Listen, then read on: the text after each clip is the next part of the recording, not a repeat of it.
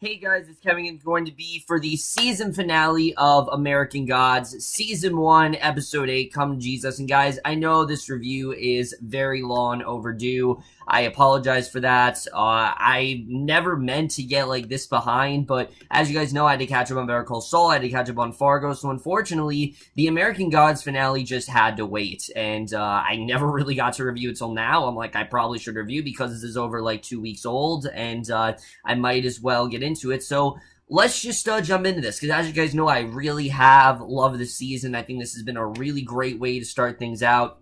And a lot of people have been talking about how, like, not a lot has happened this season. And I would definitely disagree. And I'll talk about why when we get to the season as a whole.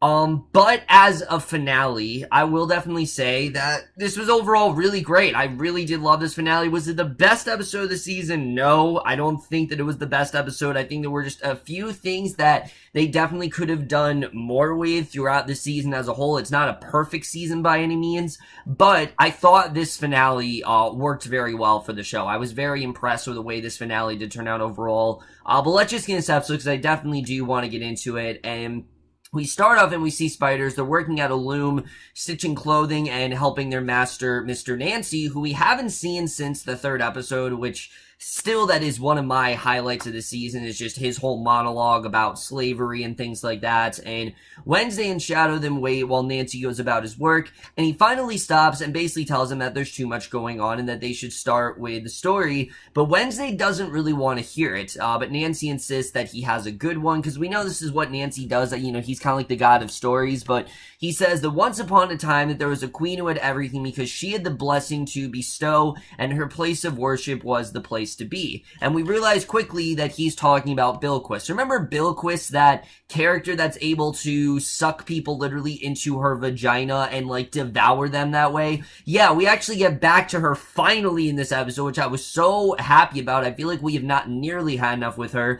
But this, I think, really does make up for the lack of absence she's had on the show. So basically, in a temple in Persia, she looks up at the sky, and her followers then lift her up and worship her, and kings then come to knock her off of her throne, but they don't last long, and as she consumes each one, and her worshippers as well, she kept the party going into the 1970s. So this is like a normal thing. Obviously, you know, even though they knocked her off, she kind of just grew more powerful, and she took lovers where she finds them to worship her and give up their lives. And the way this was done, I thought this montage was just so well done, the way that she would just recruit them, and she didn't care who they were. Men, women, whoever they were, as long as they made her more powerful, that's all she really cared about. And the kings then keep coming, and their men have guns and knives, and they take her power because they know very well what she's doing, and they're not going to let her have all the power. So they force her to the back seat, and Bilquis convinces herself that she's still in the game. You know, she's just not going to give up yet, which she basically travels to Hollywood by plane. She easily convinces an American to accompany her to the bathroom, and a few minutes later, she emerges alone. So she walks the streets now as a homeless woman after forgetting that there's actually a queen inside. And she comes to an Ethiopian restaurant. She sees a news report about a high Maratic temple in Yemen after being destroyed by men. And one night, we see Technical Boy actually finds Bilquis in an alleyway and says that he knows that they destroyed her altar. Basically, the new gods have taken her place, and it's sad, but that's basically what's happened. And I thought it was an interesting reveal that we realized that Bilquis really didn't have it all, that she actually is homeless, and basically he offers her a new one, basically through this dating app, explains that worship is a volume business, and this is how she obtained the dating app, we realized, and whoever has the most worshipers, they in fact win the game. So this is kind of her way of staying relevant, even though she's not exactly anymore, and it makes sense why she has, taken all of these followers and why she has done what she's done. They took a character that I think could have easily been a villain, and they actually humanized her, and they really showed why she has turned out the way she has, and I thought it was just a really good reveal overall. I wish we did get more with her, but like I said, this did in fact make up. This whole 12-minute prologue definitely did make up for what we didn't get with her for most of the season. So Star then comes over and welcomes Wednesday and wonders why he's there. And he says that he's there for all their sakes and introduces Shadow. And she says that he's a pleasure, and they go outside, and Wednesday explains that he was hoping to enlist her assistance, that maybe they can work together, and Easter then flirts with Shadow, and she's heard of him and tells him that there are many secret societies, and some are in fact very dangerous. And basically, Wednesday tells her that she's still one of them. Even though she's as unremembered as any of them, she can still be, one of the old gods. And Easter insists that she's doing as well as ever. And Various Jesus comes over, and she doesn't need it. Like, she's done. She doesn't need to be an old god anymore because she just feels she's finished. And it's sad, but yeah, she just kind of feels like she's irrelevant. And basically, Wednesday points out that before Jesus came along, people absolutely worshipped her, and they thought of her as, the god, the god of spring, and the god of, all that kind of stuff. And Easter insists that they still do, and Wednesday asks her if anyone prays in her name. Jesus Prime then says he feels horrible about what's happened, and Wednesday tells him that when he was crucified, everyone worshipped him and everyone else got burnt in the process, basically. So, furious, Easter then takes Wednesday and Shadow inside, complains that Wednesday is uncorking all over Jesus, and she says that all the Jesuses have actually come to celebrate their day, because this is supposed to be Jesus's day, but Wednesday says that they're simply just men and that they're not really gods, and it's Easter's day. It's, this is Easter, she actually is Easter, and she knows that they don't worship him, and I got the sense that this definitely was supposed to air on Easter. I don't know if it was supposed to, but I think it just would have been cooler if this episode actually did air on Easter Sunday. It would have been really awesome if they did that. I know obviously they didn't because this premiered, in the beginning of April, but if they had the power, I feel like they wanted this to premiere on Easter Sunday. It would have been really cool if they did that. But basically, Wednesday Missy, he's an old fool. He says that the new gods killed Vulcan after he pledged his allegiance to him and forged a blade, and Wednesday then takes out the sword and explains that they need spring to fight them and show the new gods what they are, and he promises that they will worship Easter if she makes them pray,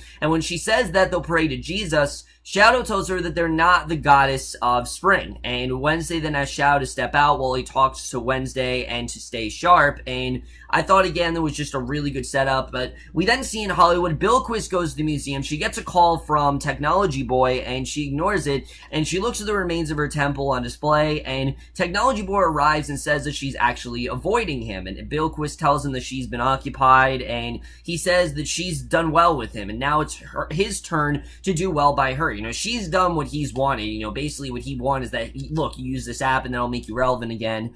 But Bilquis offers to take care of him, but Technology Boy tells her that he has no intention feeling her soul, but has someone he does want her to feed on, and he says that he's calling in what she owes him. So we don't know who exactly that could be, but again, I thought this was just really intriguing the way that was set up. So Laura and Sweeney then pull up to the estate, to the ice cream truck, and Laura says that Shadow is there, and inside we see, and of course we saw Laura and Mad Sweeney in the last episode, but again, everything's, kind of tied up here. So inside, Shadow finds Jesus Prime sitting on water in the pool, and the bodyguard asks if Jesus has always believed, and Jesus says that he is belief, and he doesn't know how not to, and Shadow and Missy, he doesn't really believe any of it, and again, we go back to that Shadow doesn't believe any of this is true. He simply thinks that he's dreaming, and Jesus tells him he must walk his road to the end, whether he believes or not. Again, kind of showing him that, look, you're in this now, you're in this forever, and you have a purpose, and you're not going to get out of this until that purpose is in fact fulfilled. And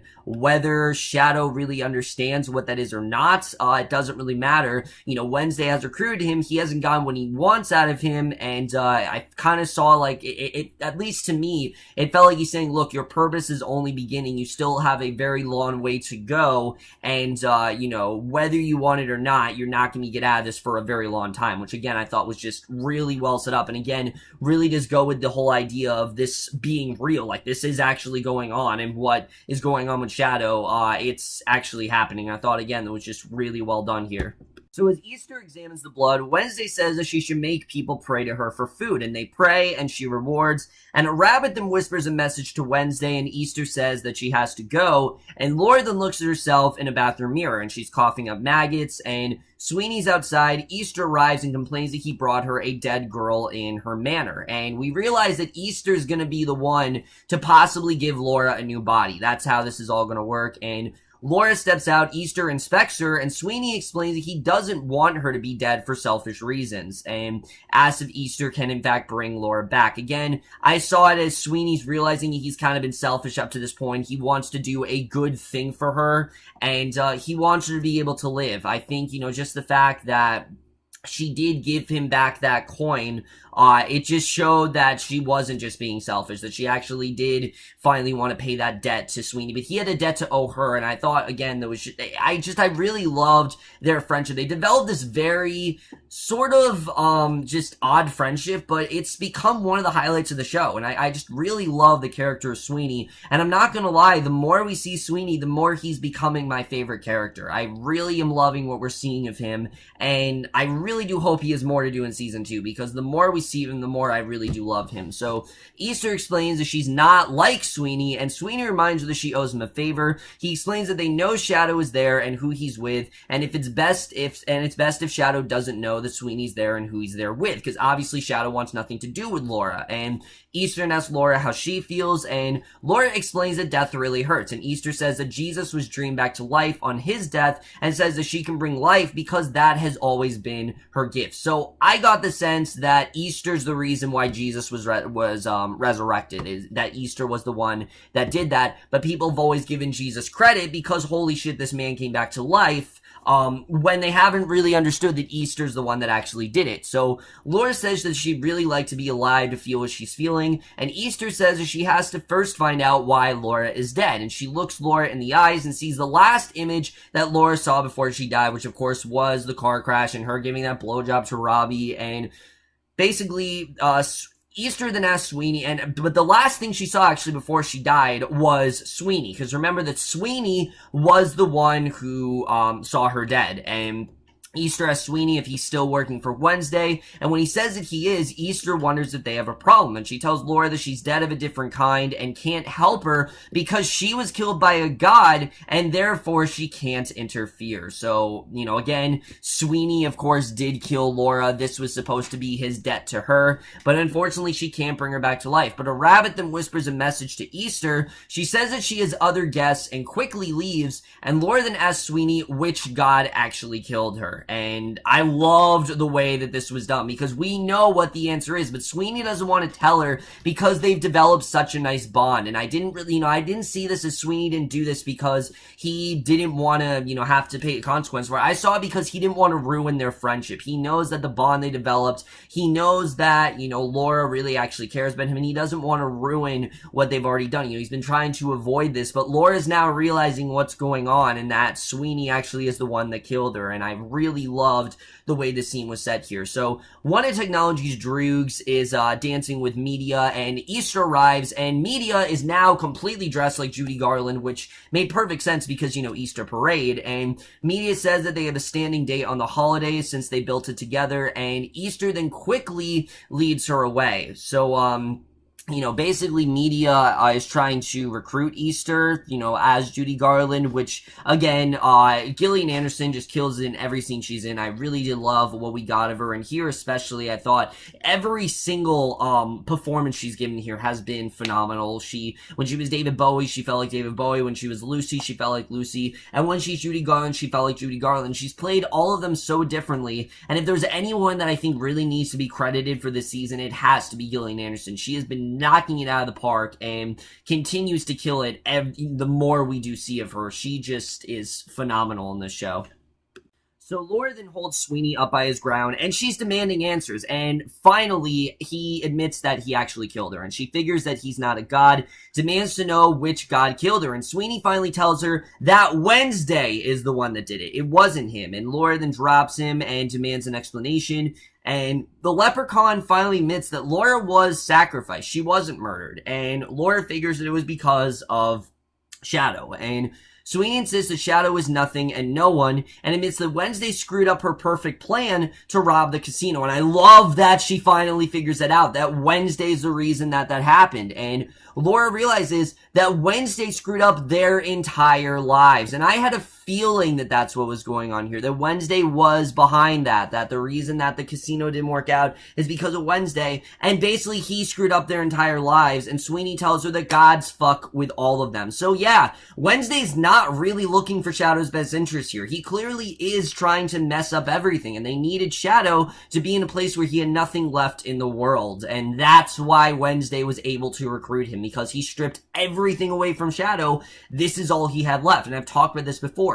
The reason that Wednesday has been, the reason that Shadow agreed to work with Wednesday is because he didn't see much else of a direction in life. And Laura then asks him what Sweeney has to lose, because obviously she's very pissed about what happened here, and Shadow then returns to Wednesday, finds him looking out the window at Media. He says that they're there and looks up at the sky, and Media asks Easter if Wednesday's there. Easter says he was there and trying to enlist her, and the Droogs then multiply. Media asks for details of Wednesday's plans, and Easter says that she escorted Wednesday out before she could give him details, and complains that she feels misrepresented in the media, and Media tells her to ignore it and reminds her that Saint Nick took the same deal that Easter did, and she asks what happens if they all decide that God doesn't exist. And the Droogs then dance around Easter. Wednesday and Shadow comes out, and Wednesday asks what happens if they all decide that God does exist. And there's plenty of worship to go around once worship gets redistributed, and Media insists that the new gods are the distributors. Technology Boy joins her, and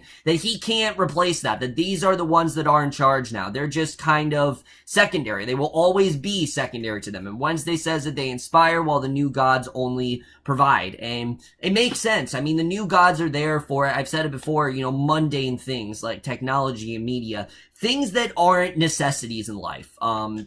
But the older gods like Easter and Sweeney and, even Wednesday, they bring things that are inhuman. They bring things that are unexplainable. And that's just the thing that Technology Boy and Media and even Mr. World to an extent don't really bring. And Media says that they're there for Easter. And Wednesday says that he matters because belief matters. And World then appears, tells Wednesday that he only matters in matters of war. There won't be a war because they have everything. There's no reason to go to war because they're just going to win anyway. So a storm then forms ahead as World says that they will either kill the old gods or wait them out, and Wednesday dedicates the deaths to Easter. A lightning bolt then slams down, kills every single one of the Droogs, which I was absolutely shocked about, but literally all the Droogs are killed. He tells Shadow that he has faith and asks Shadow if he wants to know his name, and Shadow tells him to tell him about it, and Wednesday says that he is, and finally, since Shadow is able to say that he actually does believe it, and finally he's in a place where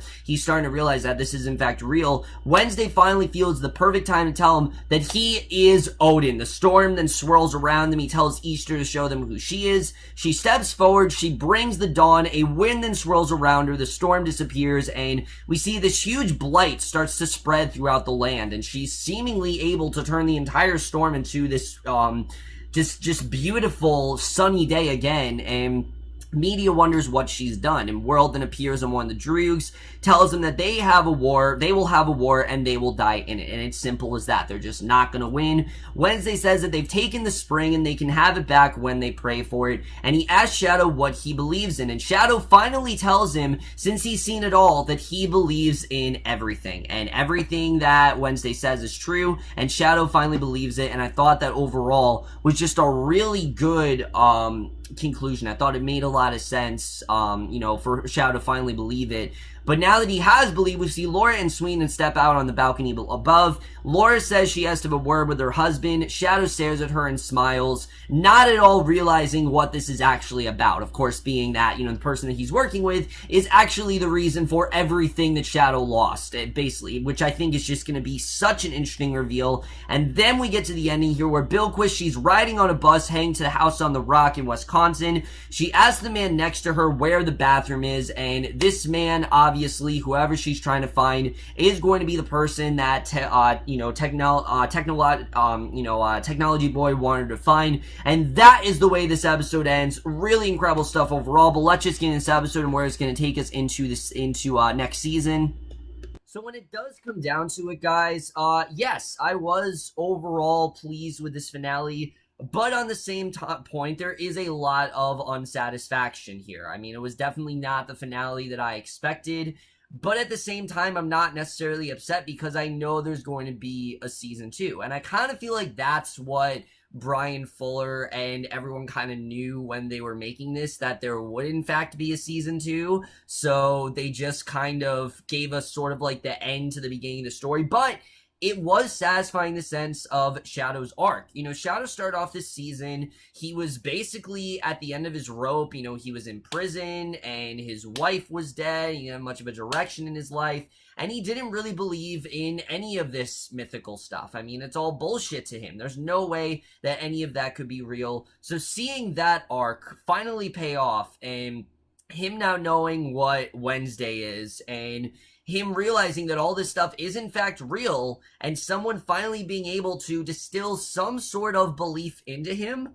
I thought was just really rewarding. And that arc in general, I thought really did in fact pay off. And that's something I don't think people are understanding about this season, is that this season in general, the reason that not a lot happened is because Shadow didn't believe in a lot of it. And Shadow in general was very doubtful about what Wednesday was doing. Again, like I said, he only really went along with it because he didn't have much of a direction in his life of where else he could really go here. And I think that the ending with him, like I said, believing in Wednesday now is a really good step, especially when you tie it into what Laura now knows, because Laura is now very aware that Wednesday is the thing that not only killed her, but is also the thing that put Shadow in jail and is basically the reason that their life was completely went downhill. It's basically all because of Wednesday. And I think that reveal was really well done. I mean, I had an idea, definitely. I mean, the way that it was played out in episode 4, it's predictable, I will definitely say, but I think it's the right direction for the show to go. And her now knowing that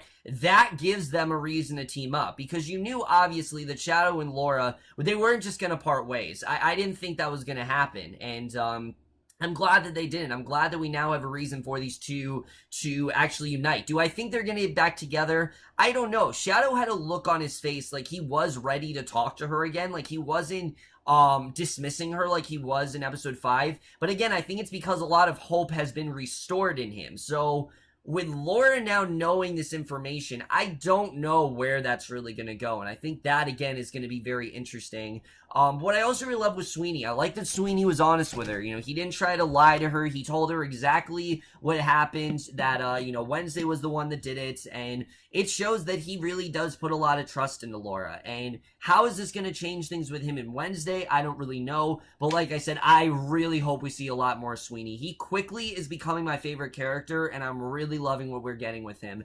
Let's talk about Bilquis, because where we're going with her, I think, is definitely very interesting. We barely saw Bilquis this season, and I can't stress that enough. You know, we saw her in one scene episode 1, one scene episode 2, and then throughout this episode. But other than that, we haven't even heard much from her until now. And I think it was a very smart choice for them to do that, because, oh yeah, Bilquis is still in this show. It did kind of feel like they were just catching us up on what she's been through. But now that we know that basically she's doing all of this to stay relevant, and that she wasn't exactly, and we don't even know if Technical Boy is actually going to honor their deal, all of this is a lot more intriguing. Who is this guy she's going to meet up with? Where is this meetup really going to take place? You know, who is she, like, devouring? It's crazy to think about where we're actually headed with her character, and I think this is definitely going to intersect with what's going on with Shadow and Wednesday next season. Without a doubt, that definitely is going to happen. And then as far as Easter goes,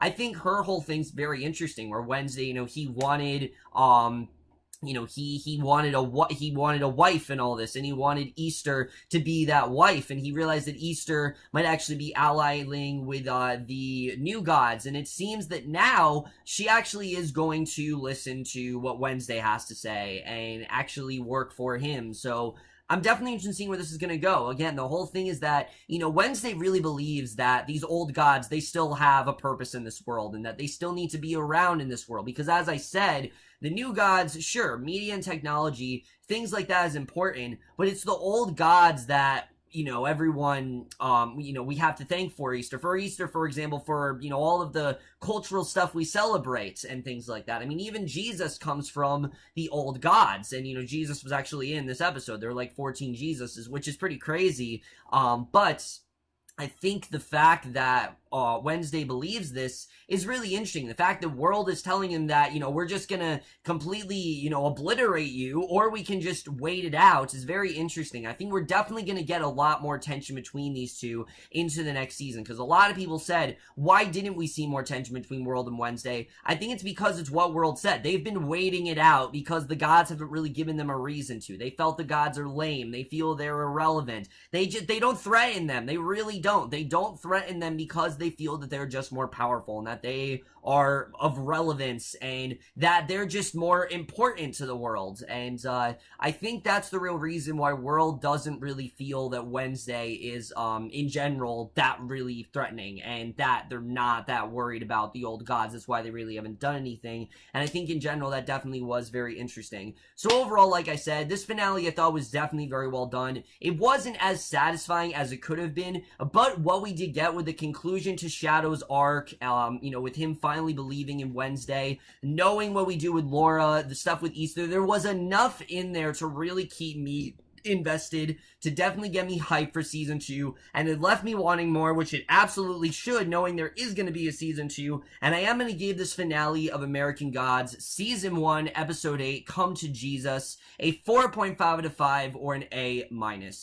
And now, guys, let's talk about season as a whole, because, yes, this season was very different than I think what most people were expecting, but I'm honestly glad that the writers chose to do that. I've seen this tactic done a lot lately, where you have a first season and not a lot happens, and it's kind of like a prologue to the show. Preacher did it, Legion to an extent did it, Westworld kind of did it, and now American Gods has done it. And all 4 have done it in very different ways, and it's either worked for them or it hasn't. I think Preacher's the one where it's kind of divisive. Legion and Westworld, most people seem to really love those first seasons. And this one as well is getting a lot of divisiveness. And like I said, I was overall happy with the direction of this season, especially when it comes to this finale. I understand why a lot of the stuff wasn't explained to us, because it's not supposed to be. Again, Shadow didn't have enough belief in him to really further explain it and to have this stuff really to really understand this stuff, because he didn't want to believe it. When he saw Lucy on the TV, for example, Media on the TV, when he saw that, he didn't want to believe she was really there. He thought he was going crazy. He thought it was like some weird visions he was having. He didn't want to believe that any of this stuff was true. So now that he does, I think now we're going to get more explanation of stuff in season 2. But I will say that Shadow as a character really did impress me. I think he could have been very bland. He could have been very boring. But because of the stuff that he really did have in there about his belief system and showing how flawed of a character that he really was and that he really didn't want to believe in this stuff, I just thought it was really well done. It's different from what we've seen with other lead characters. A lot of lead characters, I thought for a while that Wednesday was going to be this horrible person and that he shouldn't be trusting him, when we're seeing it's kind of half and half. Like, sure, Wednesday stripped a lot of the stuff from Shadow's life, but that was only so he could recruit Shadow, because he didn't think he'd be able to do it if Shadow had a great life. If he stripped everything away from Shadow's life, then Shadow would be able to get on board. But we still don't know what Shadow's purpose is in all this. All we know is things that we've heard from Jesus and from Easter. We can really only speculate in what Shadow's supposed to be here. Where does he really fit into all this? Why is Wednesday so intent on recruiting him? We still don't know the answer to that. And that's a little bit unsatisfying, I definitely will say. I think it's a little bit surprising that we still don't have that reveal. The fact that we don't know why Shadow is really a part of all this. Why is he really in this war? What do the new gods want from him? What do the old gods want from him? We don't know yet, and I wouldn't say it didn't go anywhere, because it is going somewhere, definitely. It just didn't go there yet, because of the fact that Shadow, again, he didn't believe in this stuff, but now that he does, I think it actually is going to go somewhere. For me, however, I think the person who had the most satisfying arc was Laura and Mad Sweeney. These two characters, I think, absolutely stole the show this season. I think Ian McShane was fantastic. He did a fantastic job as Wednesday. But we don't know too much more about him than we did in the beginning of the season. We don't. I mean, we know pretty much everything we need to know, except for the fact that he wants to recruit these old gods and take down the new gods. We don't know much more to him. And the fact that he did want to destroy Shadow's life, we don't know about his past and things like that. We don't know why things went wrong with Easter. We don't know why things went wrong with the old gods. We don't know about that stuff right now. We just kind of know the new gods kind of took their place. And I'm sure we're going to find out more. But Laura and Mad Sweeney, to me, were the two most satisfying characters this season. Laura, in particular, could have been just a very bitchy character who everyone really dislikes and wants nothing to do with. But because we got that whole Laura-centric episode, it really got us to understand her more and really got us to see where she's coming from. Why does she feel this way about Shadow? Why is she suddenly not able to, what has happened to her? Why is she decaying? Why does she want to be back with Shadow? Why is she on the bed? I thought all that stuff. Why did she cheat on Shadow? All that kind of stuff. It perfectly showed us why she is this way. It's not because she won, have an affair with Shadow. It's not because of all that stuff. It's because of the fact that she just wanted to feel something. And I thought that was just a very satisfying arc. And her and Mad Sweeney, I thought, developed this really unexpected friendship that I really wasn't expecting to say, but I'll say right now, is my favorite part of the show. I think their whole friendship is just really interesting. The way that Sweeney at first, this was simply just him wanting to get the coin back from her, but then realizing what she's been through and realizing that he kind of had this debt to her, I think their relationship is definitely going to be different going into season 2. I think they're going to be a lot closer. I think this is going to be much more voluntary, and it's not going to be as forceful as it was, because season 1, he was kind of only with her so he could get the coin back. That's really the only reason he went on this road trip with her, is because she told him that, he'll get the coin back, and if he, saves her body, if he, fully resurrects her body, things like that, then he'll be able to do that. But the fact that she doesn't have a new body is really interesting, and I don't know what that really means for Laura. I'm hoping it doesn't mean she's gonna die, because I really do love Emily Browning on this show, and I'm hoping that if Laura does die, they'll still find a way to keep her on the show, which they already have. I mean, we had that Essie character in episode 7, which was really smart the way they did that. It really did show Emily Browning's abilities as a whole. She's an actress that I don't feel has really gotten a lot to do, and not a lot of people know about her, but after this show, I definitely want to see more of her. She was probably the actress that I was the most surprised by. I loved everything about her. I thought she really was fantastic this season, and she really did do a phenomenal job. And Sweeney as well, I thought, was a really satisfying character. What we got in episode 7, you guys already know all about that stuff.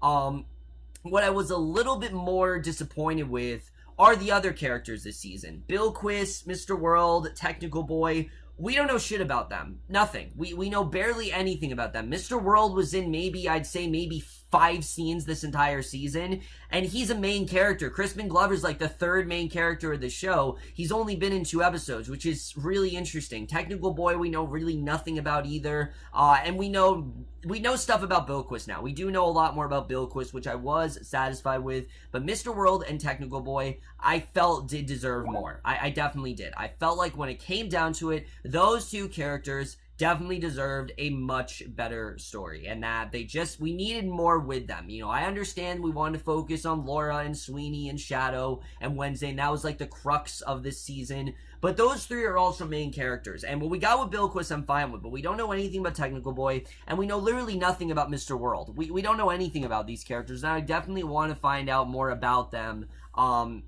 next season. I really do hope that they take the time to do that. But the things that really did stick out to me this season, the prologues before every episode were fantastic. I thought they connected with the actual episode seamlessly. I thought they worked really well. They could have easily been style over substance, but they became one of the best parts of this show, is watching those particular stories. I just thought were so well done. I really did love Mr. Iddis as a character. I hope we see more of him in season 2, because I really did love the way they did that every single episode. I thought it was just a really smart idea.